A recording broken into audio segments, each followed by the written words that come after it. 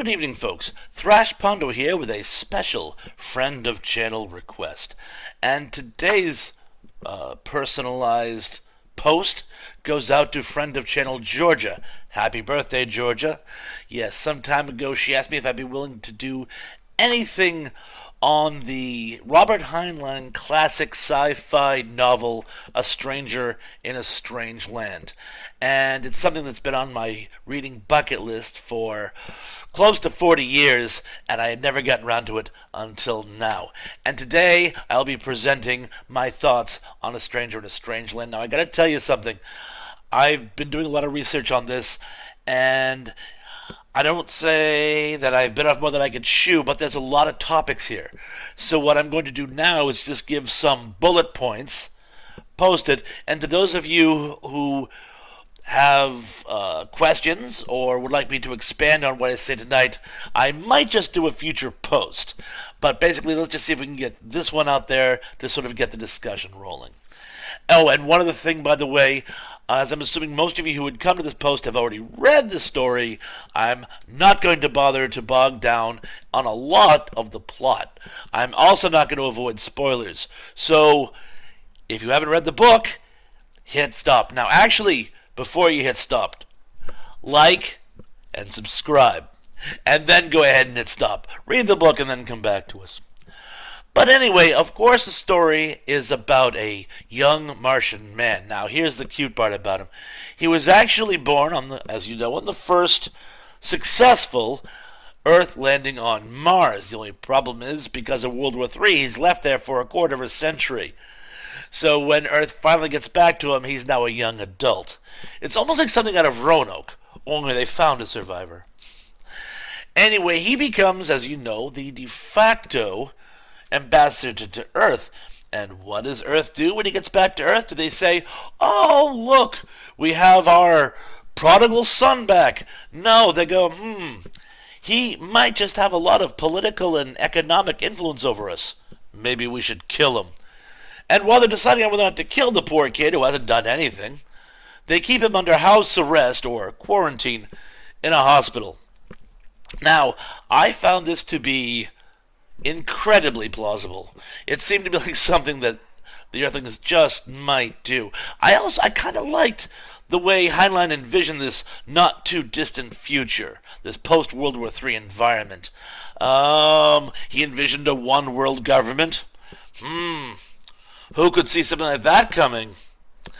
And of course, the new religion which has sort of taken hold is a sort of nouveau revival televangelist religion, which of course specializes in things like consumerism and overconsumption. What could fit better in a modern society?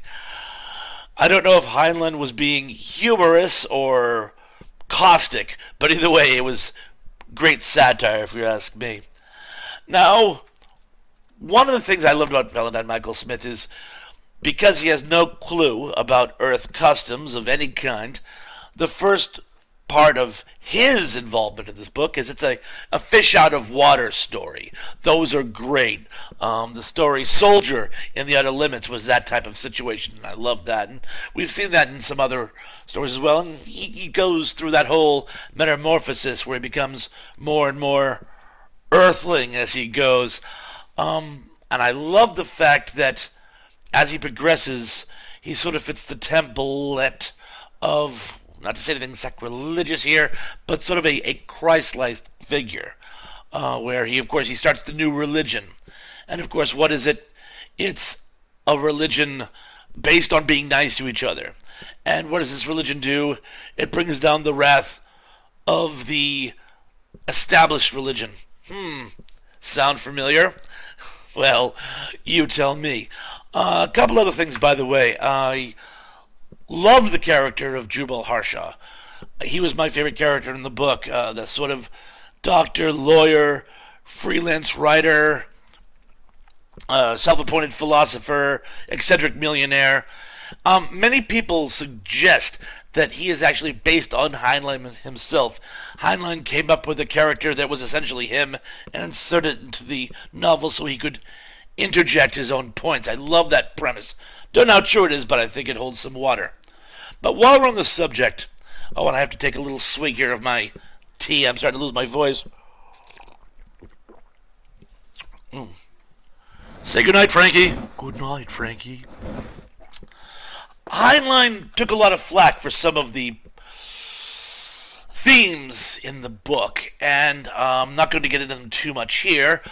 What I will say is some of the actions he suggests, which kind of went against social mores, I don't think was an attempt to get people to do immoral things. Quite the contrary. I think what he was trying to do was get people to simply question the dogma around which these things were based. There was an old pin the hippies used to wear back in the 80s that said, "My karma ran over my dogma." And again, he wasn't writing self-help books. He was writing sci-fi novels. But I think getting people to question things was all he was trying to do. Now, his harshest critics have said terrible things about him. He's been labeled a fascist, a misogynist, and a moral degenerate. I think those things are an oversimplification at best. I think he was imaginative. I think he was thought-provoking. And I think he was just trying to give people a good read, trying to give them a provocateur type of civilization with which to kind of, what would it be like if a Martian did land on Earth and did start a new religion and did have alien concepts? There were some great concepts, by the way, in this totally alien immersive society that the Martians have. He doesn't get a lot into what's going on Mars per se, but Valentine brings us some great concepts. Of course, in particular, the concept of to grok, which I believe would be pronounced more like grok. You have to say it like a frog with a sore throat. And of course, a lot of people talk about grok. Most people don't fully understand it. They don't grok the concept of grok. But, I always say, if you think of it more in terms of not simply to understand, but to ingest, once you grok something, it literally becomes a part of you. Speaking of which, the idea of the water brother. On a planet where water is scarce, sacred ceremonies involving the sharing of water would almost certainly be part of everyday life.